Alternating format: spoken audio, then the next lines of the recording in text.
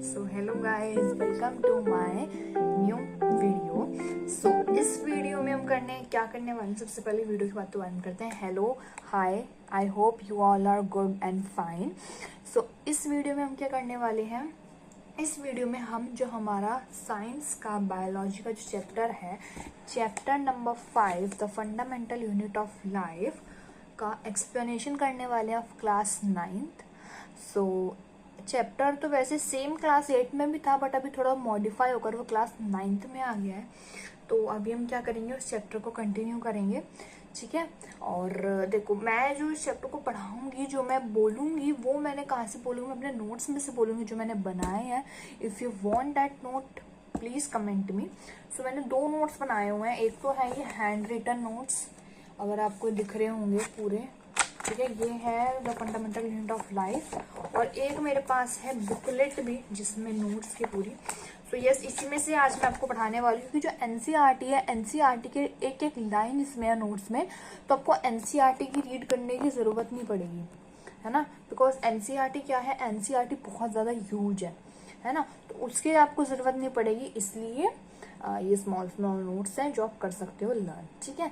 तो चलो अभी स्टार्ट करते हैं हमारा chapter number 5 the fundamental unit of life, that is cell.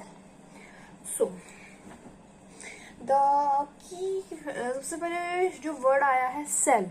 Cell क्या है, सबसे पहले मेरे दिमाग में आता है that what is a cell.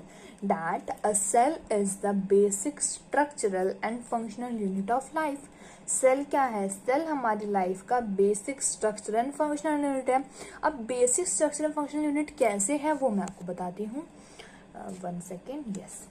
अब जो सेल है is called it the basic structure. Basic structure क्यों कहा गया है हमको सेल को, क्योंकि देखो, जब हमारी बॉडी के जब ऑर्गन से स्टार्टिंग होती है, सबसे पहले हमारा क्या आता है, सेल, इसलिए वो बेसिक है। सेल जब कंबाइन होते हैं तो वो एक स्ट्रक्चर देते हैं हमारी बॉडी को, और सेल ही हमारी बॉडी के फंक्शन में हेल्प करते हैं, इसलिए हम सेल को basic structure and function unit कहते हैं, ठीक है। अब देखो, सेल की जो सीरीज है वो कैसे, सबसे पहले तो होता है हमारा सेल, फिर होता है हमारा टिश्यू, फिर टिश्यू कंबाइन होकर क्या होता है organ, then organ system, and then organism, और फिर ह्यूमन बॉडी, ऐसे पीपल बनता है, ठीक है। आपको समझ में आ गया होगा कि सेल सबसे बेसिक यूनिट है हमारी लाइफ की। जैसे बिल्डिंग में अगर आप देखो, वहां की बेसिक यूनिट क्या है, ब्रिक है। वैसे ही एक बॉडी की बेसिक यूनिट क्या है, दैट इज सेल, ठीक है। इतना आपको क्लियर हो गया होगा। अब द सेल, अब सेल आया कहां से, सबसे पहले किसने डिस्कवर करा सेल को, तो cell was discovered by Robert Hooke. Robert Hooke ने सेल को डिस्कवर करा इन 1665। उन्होंने सेल किसमें देखा, उन्होंने कॉक होता है, कॉक बेसिकली आप कह सकते हो कि पीस ऑफ वुड की एक फॉर्म होती है जिसको हम कॉक कहते हैं। तो उन्होंने इसकी थिन स्लाइसेस में सेल को देखा, ठीक है। Robert Hooke saw that the कॉक resemble and the structure of the honeycomb like consistent. उसमें क्या होता है, हनी कॉम्ब लाइक कंपार्टमेंट होते हैं, उन कंपार्टमेंट को इन्होंने क्या नेम दे दिया, सेल दे दिया। अब सेल का अगर हम लेटिन मीनिंग जाने तो सेल का लेटिन मीनिंग क्या है, सेल का लेटिन मीनिंग है लिटिल रूम, ठीक है। इतना आपको क्लियर हुआ। अब जो रॉबर्ट हुक ने लिविंग सेल नहीं करे थे डिस्कवर, रॉबर्ट हुक ने नॉन लिविंग सेल डिस्कवर कर, क्योंकि कॉक है, कॉक क्या है, एक बार की तो है ट्री का, तो बाग ट्री की क्या होती है, नॉन लिविंग होती है। ट्री लिविंग होता है, लेकिन जो उसकी बाग होती है वो तो क्या होती है, नॉन लिविंग, ठीक है। अब इसके बाद आ जाता है लियो वैन हुक। जो लियो वैन हुक है, उन्होंने 1674 में लिविंग सेल डिस्कवर करे। अब रॉबर्ट हुक ने तो क्या डिस्कवर करे, नॉन लिविंग सेल डिस्कवर करे, लेकिन जो लिविंग सेल है वो किन्होंने डिस्कवर करे, लियो वैन हुक ने इन 1674, ठीक है। उन्होंने कहाँ पर देखे, जैसे रॉबर्ट हुक ने तो कॉक में देखे, उन्होंने देखे पॉन्ड वाटर में, ठीक है, ओके। अब इसके बाद आ जाता है रॉबर्ट ब्राउन। रॉबर्ट ब्राउन ने क्या करा, रॉबर्ट ब्राउन ने 1831 में उन्होंने क्या डिस्कवर करा, न्यूक्लियस डिस्कवर करा, ठीक है। अब न्यूक्लियस क्या है, न्यूक्लियस एक सेल का पार्ट ही है जो जिससे सेल कंट्रोल होता है, उसको हम न्यूक्लियस कहते हैं, हम फर्दर पढ़ेंगे, ठीक है। अब इसके बाद आ जाता है प्रोटोप्लाज्म। प्रोटोप्लाज्म क्या होता है, न्यूक्लियस और साइटोप्लाज्म का जो मिक्सचर होता है उसे हम प्रोटोप्लाज्म कहते हैं। वो किसने डिस्कवर करा, पुर्केनेज इन 1839, ओके। अब इसके बाद आ जाता है श्वेडेनहुक एंड श्वान, इन्होंने क्या करा, इन दोनों ने सेल थ्योरी को, इन्होंने सेल थ्योरी बनाई। इन्होंने सेल थ्योरी में क्या कहा कि जितने भी all plants and animals are composed of cell and the cell is the basic unit of life. जो इन्होंने लाइन है ये इन दोनों ने कहा है। उसके बाद विर्चाओ ने 1855 में उन्होंने क्या करा, जो सेल थ्योरी है उसी को एक्सटेंड करा, क्या कहकर कि all cell arising from pre existing cell, की जितने भी सेल जो अराइज होते हैं वो कहाँ से अराइज होते हैं, प्री एग्जिस्टिंग सेल से अराइज होते हैं। ठीक है, ओके। सो अब जो ऑर्गेनिजम्स है मे बी डिवाइडेड, अब ऑर्गेनिजम्स को हमने 2 टाइप्स में डिवाइडेड कर दिया है on the basis of cell. Cell के बेसिस पे हमने इनको कितने पार्ट्स में डिवाइड कर दिया है, 2 पार्ट्स में डिवाइडेड कर दिया है। The first is, what is the first, the first is unicellular organisms and the second is multi cellular organism. Unicellular organisms क्या होते हैं, जो ऑर्गेनिज्म जिसमें सिंगल सेल इन्वॉल्व होता है उसको हम यूनिसेलुलर ऑर्गेनिज्म कहते हैं। और multi cellular organism which contain many cell that we known as multi cellular organisms. ठीक है, इतना क्लियर हुआ। ओके, अब एक हमारे पास एक क्वेश्चन आता है कि अमीबा यू ऑल नो कि amoeba contain any tissue. Does amoeba contain any tissue, क्या अमीबा के पास कोई टिश्यू होता है, अमीबा।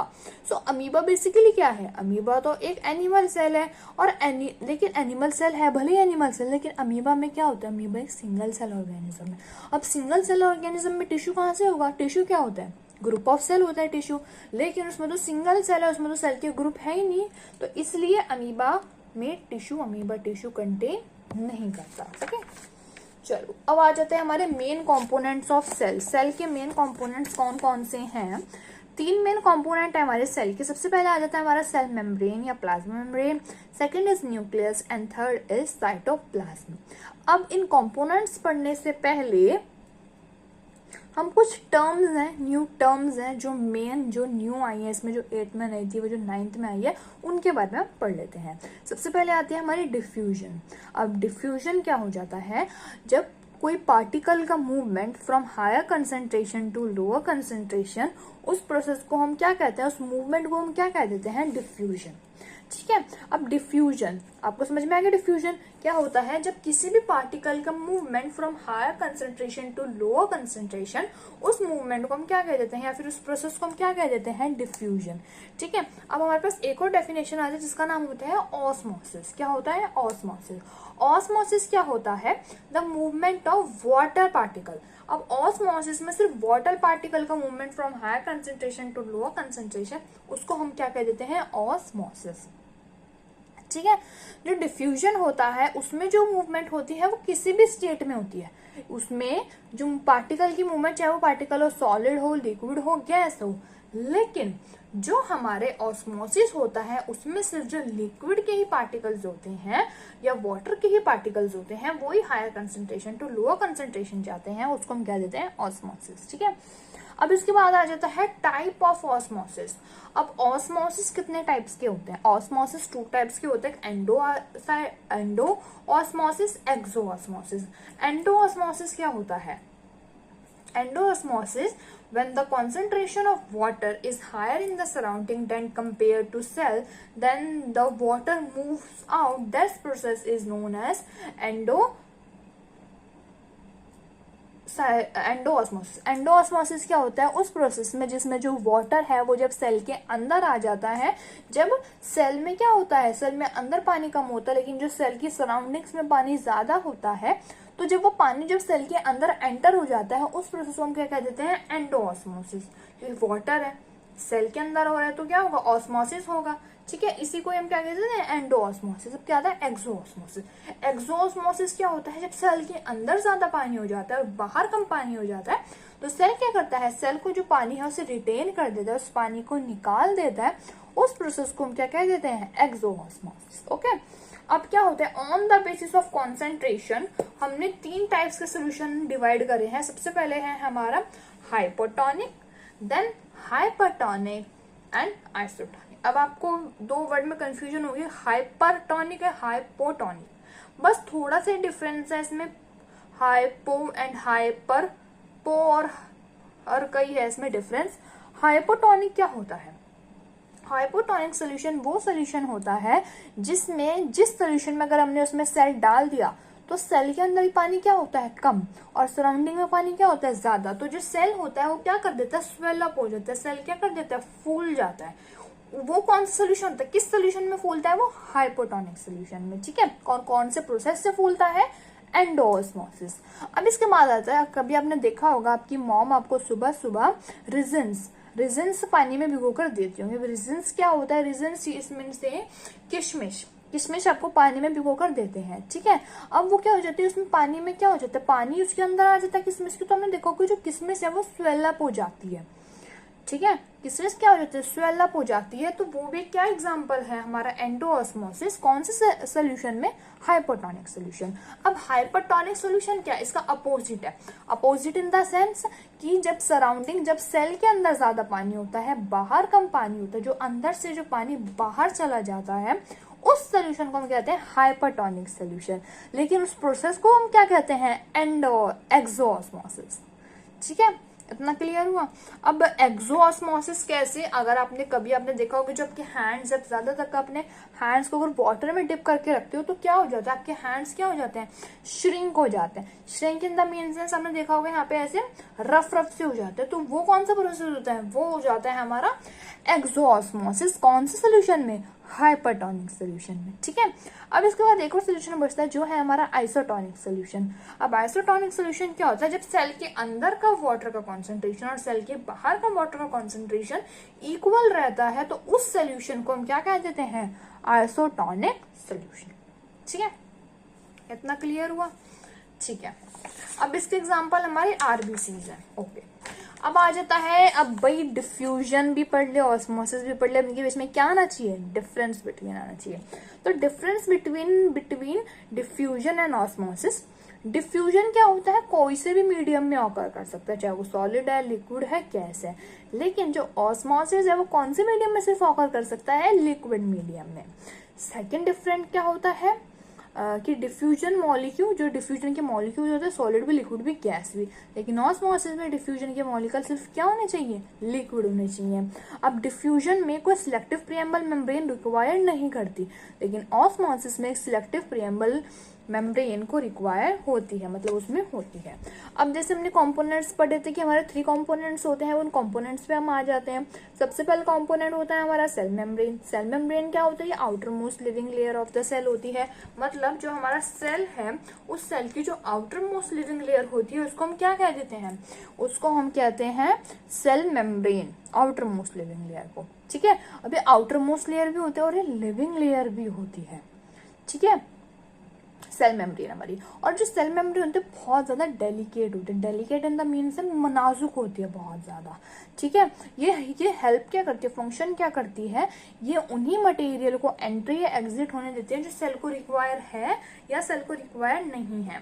ठीक है, अगर कोई जर्म है और कोई जर्म सेल के अंदर एंटर करने का सोचेगा तो जो सिलेक्टिव प्रिएम्बल मेम्ब्रेन है, जो हमारी सेल मेम्ब्रेन है, वो उसको अंदर आने नहीं देगी, क्योंकि वो एक लिविंग लेयर, उसे पता है कि सेल के लिए कौन बेनिफिट है, कौन सी चीज सेल के लिए बेनिफिट है और कौन सी चीज नहीं है। तो जो बेनिफिट चीज है उसी को ही एंट्री होने देती है और उसी को ही एग्जिट होने देती है। ठीक है, अब इसके बाद आ जाता है कि भाई इसको हम सिलेक्टिव प्रिएम्बल मेम्ब्रेन क्यों कहते हैं?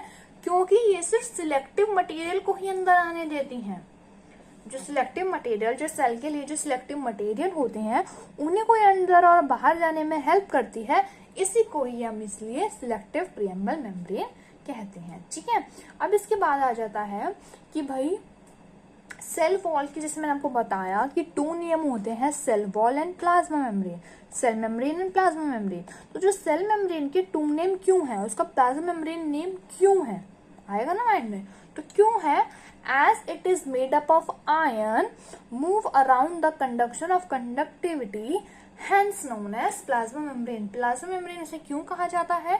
क्योंकि वो किससे बनी होती है? आयन से बनी होती है, जो इसके अराउंड मूव करते हैं, इसलिए इसको हम प्लाज्मा मेम्ब्रेन भी कहते हैं। ठीक है, और ये किससे बनी होती है? लिपिड से और प्रोटीन से भी बनी होती है हमारी सेल मेम्ब्रेन। अब इसके बाद जाता है कि भाई हमारा यूजेस क्या होता है सेल मेम्ब्रेन की, है ना? यूज क्या होता है कि control the amount of oxygen and carbon dioxide inside the cell. सबसे पहले इसका फंक्शन क्या होता है कि जो कार्बन डाइऑक्साइड या फिर जो ऑक्सीजन है सेल के अंदर उसको ये कंट्रोल करती है, ठीक है। सेकेंड फंक्शन क्या होती है, ये किसके उस प्रोसेस में हेल्प करती है, इनटेक ऑफ फूड, खाने को खाने में हमारी सेल मेम्ब्रेन ही हेल्प करती है, ठीक है, in the form of glucose. अब इसके बाद being living and in motion control the movement of cell organelle and cytoplasm. Living है, ठीक है, और मोशन भी है, तो क्या हेल्प करती है, जो सेल के ऑर्गेनल्स हैं उनको अंदर बाहर जाने में हेल्प करती है, ठीक है। अब हमारे पास कुछ नोट आ जाते हैं कि एंडोसाइटोसिस एंड एक्सोसाइटोसिस क्या होता है। एंडोसाइटोसिस क्या होता है, वो प्रोसेस जिसमें जब सेल कुछ खाता है, जिसमें जो सेल है वो कुछ खाता है, उसको हम एंडोसाइटोसिस कहते हैं। और जब सेल कोई चीज वॉमिट कर देता है या फिर बाहर निकाल देता है, उसको हम एक्सोसाइटोसिस कहते हैं। इसमें आपको कंफ्यूजन भी हो सकती है कि एंडोऑस्मोसिस और एंडोसाइटोसिस है ना, लेकिन कंफ्यूजन नहीं होनी। एंडोऑस्मोसिस एक अलग प्रोसेस है और एंडोसाइटोसिस एक अलग प्रोसेस है, ठीक है। उससे रिलेट करना सोल्यूशन से, इससे रिलेट करना सेल से, क्योंकि सेल जब खाना खाता है, सेल जब वॉमिट करते हैं, उसके बेसिस पर है, ओके। अब इसके बाद जाती है हमारी सेल वॉल। अब सेल वॉल क्या होती है, देखो सबसे पहले अगर सेल वॉल की बात करें, that cell wall is only present in plant cell. जो हमारी सेल वॉल होती है वो सिर्फ प्लांट सेल में ही प्रेजेंट होती है। सेकेंड क्या होता है, ये डेड होती है। जो हमारी सेल वॉल है वो क्या होती है, डेड होती है, ठीक है। एंड थर्ड क्या होती है, एडिशनल कवरिंग दे देती है बस हमारे सेल मेम्ब्रेन के ऊपर। और ये सिर्फ प्लांट सेल में ही क्यों होती है, एनिमल सेल में क्यों नहीं होती, क्योंकि देखो इसको मैं ब्रीफली समझाती हूँ, ये क्वेश्चन पक्का आता है एग्जाम में कि why cell wall is only present in the plant cell but not present in the animal cell, because in animal cell the animal cell there is no need for extra protection। Animal cell को कोई extra protection की जरूरत नहीं होती, लेकिन plant cell को extra protection की जरूरत होती है, इसमें होती है। अगर इसका मैं आपको कुछ हिंदी में इसका पूरा एक्सप्लेनेशन करूं, देखो अगर हमने किसी प्लांट को, भाई हमने यहाँ पे प्लांट को बो दिया, हमने यहाँ पे प्लांट को ग्रो कर दिया। अब क्या हुआ कि प्लांट यहीं पर रहेगा, प्लांट कैन नॉट मूव, चाहे इसके ऊपर धूप पड़े, बारिश पड़े, हवा चले, प्लांट को यहीं रहना है ना। तो इसलिए क्या हुआ, इसलिए इसके पास क्या है, एक सेल वॉल है, क्योंकि इसको तो सारी कंडीशंस एक जगह खड़ी होकर झेलनी है। अब अगर इसके पास सेल वॉल नहीं होगी तो प्लांट तो क्या हो जाएगा, डेड हो जाएगा। इसलिए क्या हुआ, इनके पास क्या होती है, एक्स्ट्रा लेयर होती है, इसको हम क्या कह देते हैं, सेल वॉल, ठीक है। और वो सेल वॉल किस में हेल्प करती है, वो सेल वॉल हेल्प करती है कि प्लांट को प्रोटेक्ट करने में। एनिमल सेल है, अब ये एक एनिमल है, अब एनिमल को बारिश लगी तो ये पेड़ के नीचे चल जाएगा, धूप लगी तो पेड़ के नीचे चल जाएगा। तो इनके पास तो ये तो कर सकते हैं, ये मूव कर सकते हैं, इसलिए इनके पास ये नहीं है। लेकिन प्लांट्स जो मूव नहीं कर सकते, जिनको हमने जहां ग्रो कर दिया उन्हें वहीं ग्रो होता रहना, इसलिए इनके पास एक्स्ट्रा लेयर होती है, इसके नाम होता है सेल वॉल, ठीक है। अब इसका यूज क्या होता है कि ये फ्लेक्सिबल है, स्ट्रॉन्ग है, तो ये प्लांट में प्रोटेक्शन प्रोवाइड करती है और ये ऑस्मोटिक प्रेशर को भी कंट्रोल करती है, ठीक है, ओके।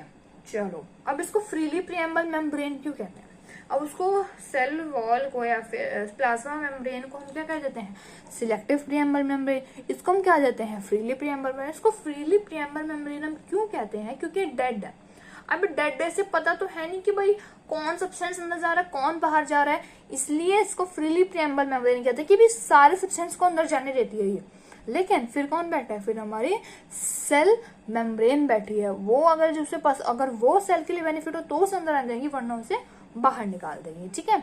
अब हमें देखना है कि भाई प्लांट सेल में आउटर मोस्ट लेयर कौन सी होती है, प्लांट सेल में आउटर मोस्ट लेयर कौन सी होती है, सेल वॉल, और एनिमल में क्या होती है, सेल मेम्ब्रेन, ठीक है। अब ऑर्गेनल से जाने के पहले water break, yes water break completed, let's do. तो जैसे कि हमें पता चल गया कि प्लांट और एनिमल में आउटर मोस्ट लेयर कौन कौन सी होती है। अब फिर से अब डिफरेंस बिटवीन तो बनता ही है हमारा, हमने किस चीज के बारे में पढ़ा, सेल मेम्ब्रेन और सेल वॉल के बीच में। Cell membrane it provide support and give shape, लेकिन सेल वॉल क्या प्रोवाइड करती है, strength and rigidity. Cell membrane semi permeable है in nature and allow entry और selected molecule into the cell. Cell wall क्या करती है, फ्रीली प्रिएम्बल है। सेल मेम्ब्रेन है वो इलास्टिक नहीं है, लेकिन सेल वॉल इलास्टिक है। ये एक्सोसाइटोसिस को कंट्रोल करती है हमारी सेल मेम्ब्रेन। वो क्या करती है, कंट्रोल ही नहीं करती इनको, ठीक है। अब यहाँ पे आया कि भाई अमीबा में, पहले तो पूछा था कि अमीबा में टिश्यू होते हैं या नहीं, अब फिर से पूछा है कि भाई अमीबा में सेल वॉल होगी या फिर नहीं।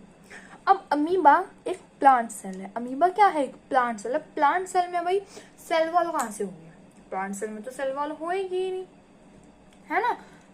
Sorry animal cell, sorry amoeba क्या है, एक एनिमल सेल है। अब एनिमल सेल में सेल वॉल नहीं होगी, है ना, क्योंकि उसमें तो क्या होती है, बस सेल मेम्ब्रेन होती है।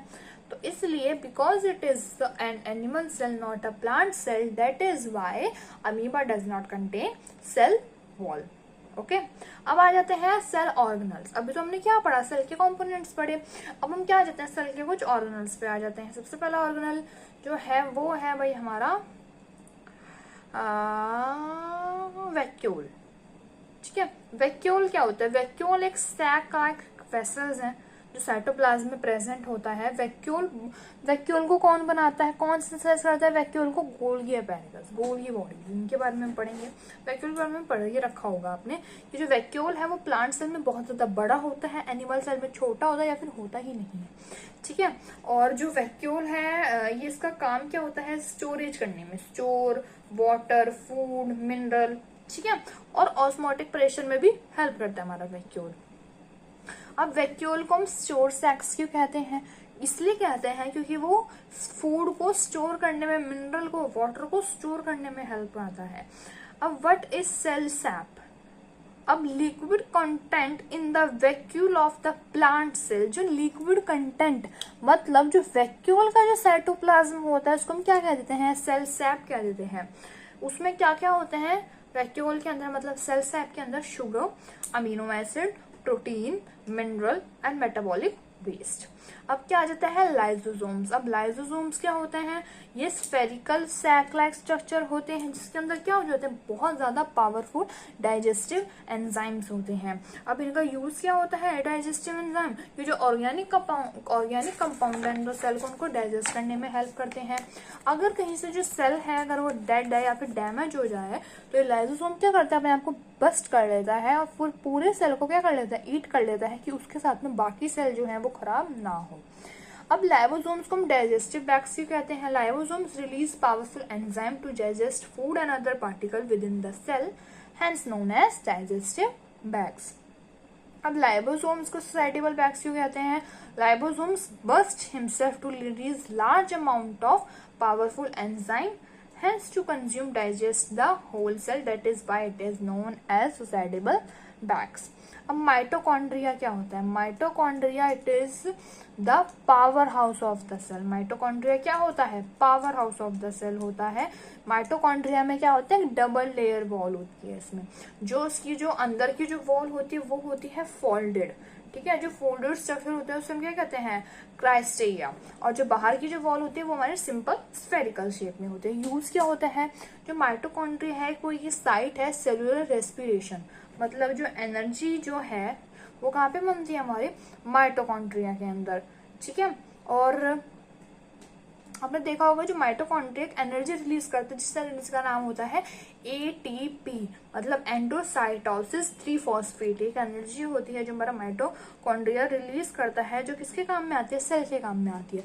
अब जो ये जो ATP होता है ये क्या होता है, ये करेंसी होती है, एनर्जी की करेंसी की अगर हम बात करें सेल के अंदर तो वो कौन होती है, ATP, एंडोसाइन ट्रीफॉस्फेट, ठीक है। अब इसके बाद आते हैं माइटोकॉन्ड्रिया को power house of the cell क्यों होता है, क्योंकि एक साइट है रिलीज ऑफ एनर्जी और पावर, इसलिए हम इसको power house of the cell कह देते हैं। अब नेक्स्ट आ जाता है हमारा प्लास्टिड्स। अब प्लास्टिड्स क्या होता है, ये क्या होते हैं, लार्ज साइटोप्लाज्मिक ऑर्गेनल। प्लास्टिड क्या होता है, लार्ज साइटोप्लाज्मिक ऑर्गेनल होता है, उसमें भी डबल मेम्ब्रेन होती है, ठीक है। ये सिर्फ प्लांट सेल में ही हेल्प करती है। प्लास्टिसाइड का बेसिकली काम क्या होता है, फूड को मेक करना। अब फूड को अगर हम बनाना है तो फूड हम किस में बनाएंगे, सिर्फ हम प्लांट सेल में। Plant cell prepare can on their own food, है ना, या प्लांट प्रिपेयर कैन ओन, तो इसमें सिर्फ प्लांट सेल में ही होते हैं। सबसे पहले जो प्लास्टिसाइड है वो हमें 3 पार्ट्स में डिवाइड है, क्लोरोप्लास्ट, क्रोमोप्लास्ट, ल्यूकोप्लास्ट। क्लोरोप्लास्ट क्या होता है, ग्रीन कलर होता है जो प्रेजेंट पिगमेंट, ग्रीन पिगमेंट जो प्रेजेंट होता है प्लांट में, उसको हम क्या कह देते हैं, क्लोरोप्लास्ट। जो पिगमेंट है वो कहाँ से मिलता है, क्लोरोफिल से मिलता है। फिर photosynthesis take place in chloroplast, जो फोटोसिंथेसिस जो एक प्रोसेस है वो भी कहाँ पे टेक प्लेस करता है, हमारा क्लोरोप्लास्ट में। क्रोमोप्लास्ट में ग्रीन कलर को छोड़ के सारे कलर्स होते हैं, मतलब क्रोमोप्लास्ट बेसिकली जो फ्रूट्स को, फ्लावर्स को कलर देने में हमारा क्रोमोप्लास्ट हेल्प करता है। ल्यूकोप्लास्ट क्या होता है, वो कलरलेस होते हैं, ठीक है। उसमें क्या होता है, बेसिकली जो फैट्स हैं, जो लिपिड्स हैं, वो स्टोर रहते हैं। अब इसके बाद आ जाता है कि भाई क्लोरोप्लास्ट को हम kitchen house of the cell भी कहते हैं। क्यों, क्योंकि वो एक साइट, किसकी साइट है, वो एक फोटोसिंथेसिस की साइट है, इसलिए उसको हम क्या कह देते हैं, kitchen house of the cell, ठीक है। अब गोल्गी बॉडीज में क्या होती है, मेम्ब्रेन फैटम। गोल्गी बॉडीज में भी डबल मेम्ब्रेन होती है। यूज क्या होता है बेसिकली इनका, ट्रांसपोर्टेशन में, इनका सेल वॉल को सिंथेसिस करने में ये इनका यूज होता है। अब ईआर क्या होता है, अब ईआर की फुल फॉर्म क्या होती है, एंडोप्लाज्मिक रेटिकुलम। ये एक और ऑर्गेनल है। एंडोप्लाज्मिक रेटिकुलम बेसिकली क्या हेल्प करता है, ये एक नेटवर्क कनेक्टिंग बाउंडेड है, ये भी ट्रांसपोर्टेशन में ही हेल्प करता है, ठीक है। अब जो ईआर है वो भी टू टाइप्स की डिवाइडेड है, smooth endoplasmic reticulum, rough endoplasmic reticulum.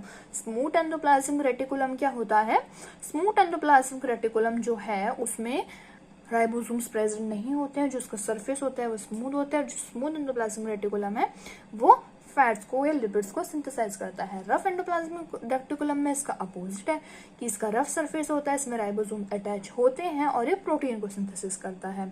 अब इसके बाद आ जाता है हमारा न्यूक्लियस। अब न्यूक्लियस क्या होता है, central dense part of the cell having double membrane, ठीक है। न्यूक्लियस में भी टू मेम्ब्रेन होती है और ये central dense part of the cell है। अब इसके बाद आ जाता है कि फंक्शन क्या है, कि जो न्यूक्लियस मेम्ब्रेन का फंक्शन है कि जो न्यूक्लियस को बाकी सेल के एनवायरनमेंट में से सेपरेट करके रखती है और it protect the genetic material, और जो जेनेटिक मटेरियल जो प्रेजेंट होता है न्यूक्लियस के अंदर उसको भी प्रोटेक्ट करती है, ओके। अब यूज क्या होता है कि ये डिवीजन के कंट्रोल में हेल्प करती है और ये क्रोमोसोम्स में भी हेल्प करती है। अब हमने पूरा चैप्टर हमारा कंप्लीट हो गया। अब हमारा लास्ट डिफरेंस बिटवीन बचा है वो है हमारा डिफरेंस बिटवीन एक प्लांट सेल एंड एक एनिमल सेल। ये भी आई थिंक 100% पेपर में आता ही होगा। अब प्लांट सेल क्या होता है, large in size, animal cell small in size. Plant cell contain cell wall, है ना, प्लांट सेल में क्या होता है, सेल वॉल कंटेन करता है which present outside the cell. अब एनिमल सेल में स्मॉलर सेल होता है, cell wall is absent, okay. अब they contain plastids are absent in animal cell. Chloroplast, leucoplast सब प्रेजेंट होते हैं प्लांट सेल में, एनिमल सेल में एब्सेंट होते हैं। लार्ज वैक्यूल प्रेजेंट होते हैं, वैक्यूल कभी एब्सेंट के बहुत ज्यादा छोटे होते हैं। Food store in the form of starch plant cell में, उसमें ग्लाइकोजन की फॉर्म में स्टोर होता है।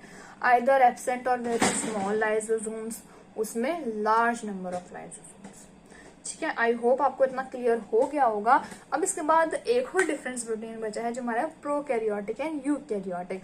प्रोकैरियोटिक क्या होते हैं, स्मॉल होता है उनका सेल, प्रोकैरियोटिक सेल का, लेकिन यूकैरियोटिक का लार्ज होता है। अब प्रोकैरियोटिक में न्यूक्लियर रीजन फाउंड नहीं है, इसलिए उसको न्यूक्लियोइड कहते हैं, और यूकैरियोटिक में न्यूक्लियर रीजन फाउंड है। अब प्रोकैरियोटिक क्या है, सिंगल मेम्ब्रेन है प्रेजेंट, और eukaryotic contain more than chromosomes, ठीक है। इसमें जो सेल डिवीजन है प्रोकैरियोटिक में वो होता है बर्डिंग या फ्यूजन के प्रोसेस से, और यूकैरियोटिक में जो होता है वो होता है माइटोसिस या मियोसिस के प्रोसेस से। So I hope you learn the chapter or you understand the chapter properly that I teach you today. So if you like my video, please like on our channel and subscribe for the new videos, also for new chapters. So yes, if you like, please share, comment and subscribe to our video. Thank you so much for watching. Bye.